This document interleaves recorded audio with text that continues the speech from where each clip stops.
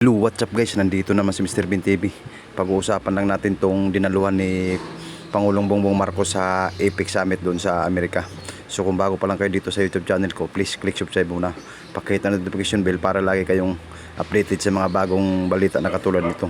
So bago natin umpisa ng topic na to, intro muna tayo. Let's go!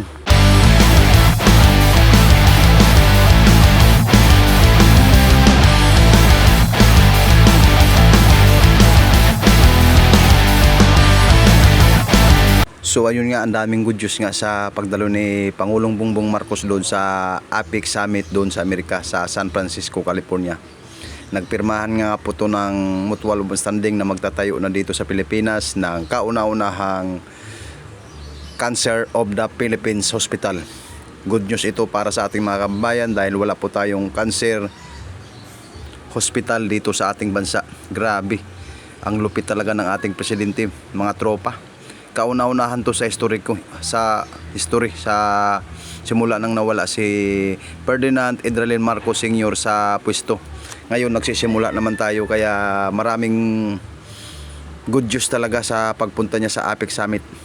Dahil sa kauna-unahang pagkakataon, magtatayo na tayo ng Cancer Hospital of the Philippines para sa mga may cancer sa ating bansa, dahil wala talaga tayong hospital na para lang tututok doon sa cancer patient. Kaya nagpirmahan na po doon sa Amerika na magtatayo ng mga pabrika ng gamot, ilang ospital para sa ikaunlad ng ating bansa. Maraming trabaho, maraming mga kababayan natin na matutulungan sa mga benepisyong nakuha ng ating mahal na Pangulo doon sa San Francisco, USA sa ginanap na APEC Summit. So anong masasabi nyo dito guys sa mga good news na nakuha ng ating Pangulong Bongbong Marcos doon sa APEC Summit 2023 sa San Francisco, USA? So yun nga, nagpirmahan na kanina yung mutual of understanding na magtatayo ng pabrika ng gamot, Cancer of the Philippines sa ating bansa. Kaya laking tuwa po ng ating mga kababayan sa hakbang na ito, dahil isang achievement ito ng ating Pangulo na walang tigil sa pagtatrabaho talaga para sa kaiunlad ng ating mga kababayang walang pambayad kung may cancer man. Kaya malaking tulong ito sa ating bansa. Kaya good news para sa ating mga Pilipino ang pagpunta ni Ferdinand Marcos Jr. sa San Francisco APEC Summit. Kaya kanina nagsilyo na talaga na magtatayo na yung US Department ng Cancer of the Philippines dito sa ating bansa. Kaya tuwang-tuwa po ang Pangulo dahil sa pangyayaring ito, dahil pinunduhan na po ng US Department ang Cancer of the Philippines. Malaking bagay ito para sa ating lahat, hindi lang sa ating mga kababayan kundi sa buong bansa, dahil history ito. Ngayon lang nangyari simula na wala si former President Marcos Sr. Sa kabilang dako naman tayo mga idol.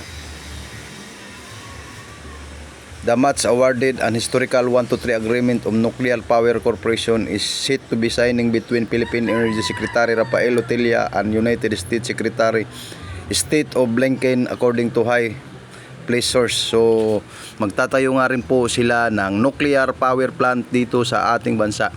Iyon ang sabi ng Secretary State Blinken.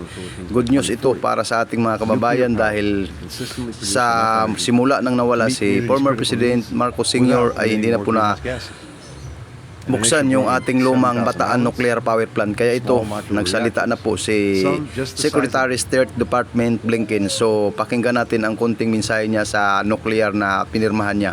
So panoorin natin ang highlights ng speech ni Secretary Blinken para maintindihan nyo. Let's go! Generate energy locally and conveniently.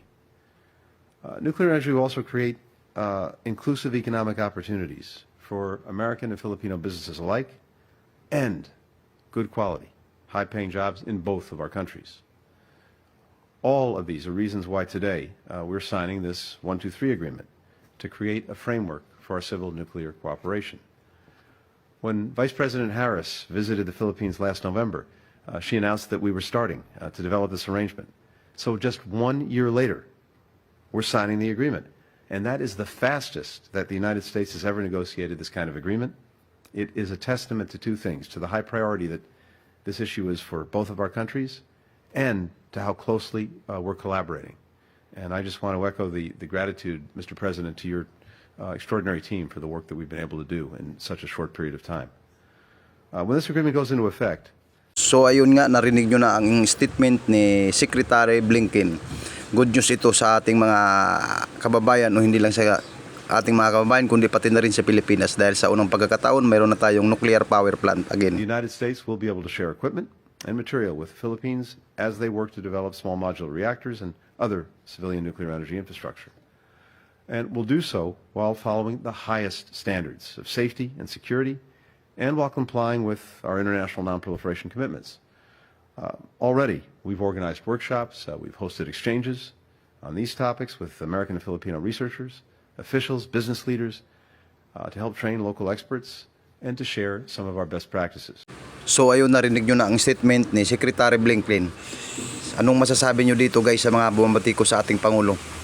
Na talagang porsigido ang ating Pangulo na may angat sa dekalidad ang ating bansa. Hindi lang para sa kanya, kundi ang iniisip lang talaga niya ay para sa ikaunlad ng ating bansa.